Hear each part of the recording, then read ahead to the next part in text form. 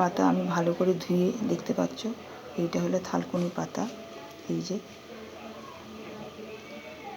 থালকুনি পাতা সব ভালো করে আমি পরিষ্কার করে ধুয়ে নিয়েছি। ডাঁটাটা ফেলছি না, ঢেটে ডাঁটা কচি কচি আছে, পরিমাণটা কমে যাবে, তাই ডাঁটাটাও নিয়ে নিয়েছি, গোড়াটা একটু ফেলে দিয়েছি। দিয়ে একটা কাঁচা লঙ্কা নিলাম, একটু সামান্য সর্ষে, 2-4টে সর্ষে, এই সামান্য সর্ষে দিয়ে থালকুনি পাতাটা বাটবো।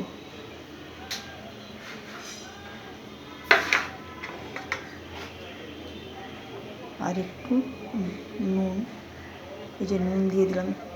সর্ষে, থালকুনি পাতাতে সর্ষে, গোটা সর্ষে আর কাঁচা লঙ্কা একটা গোটা, একটু নুন সামান্য দিয়ে আর একটা কাঁচা লঙ্কা দিয়ে আমি ভালো করে থেতো করে বেটে নেব। তারপরে কাঁচা সর্ষের তেল দিয়ে গরম ভাতের মধ্যে বসিয়ে রেখে দেবো।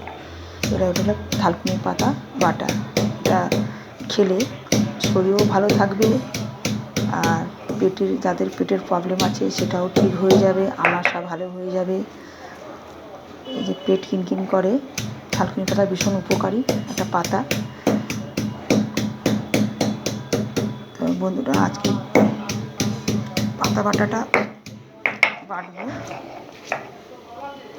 শিলে বাটলে বেশি ভালো হয়। বন্ধুরা, এই যে শিলে আমার বাটা হয়ে গেছে, দেখাবার জন্য এরকম মিহি বাটা হবে আর এরকমই হবে। তো আমি শিল থেকে সরিয়ে নিলাম, ভালো করে কাচিয়ে নিচ্ছি।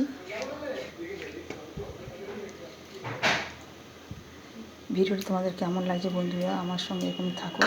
দেখো, একটু পরিশ্রম করতে হয়, আপনারা চাইলে গ্রাইন্ডারে বাটতে পারেন, কিন্তু আমি শিলে বেটেছি। শিলে বাটলে বেশি টেস্ট হয় আর ভালো। এবারে আমি সর্ষের তেল দিয়ে দিলাম, দিয়ে ভালো করে মেখে নিলাম। ভালো করে মেখে নিয়ে দেখুন আমার মাখা হয়ে গেছে। এবার আমি গরম ভাতে বসিয়ে দেব। ভাত হয়ে গেছে, আমি গরম ভাতের মধ্যে বসিয়ে দিলাম থালকুনি পাতা বাটাটা। তারপরে আমি একটা ঢাকনা দিয়ে দিচ্ছি, যাতে ভাতের মধ্যে কোনো রকম গন্ধ না ঢোকে।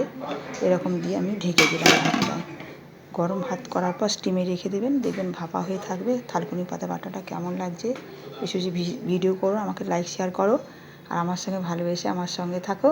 আর এরকম নতুন নতুন পাতা বাটা খাওয়ার জন্য আমাকে লাইক শেয়ার করো বেশি করে। হয়ে গেছে।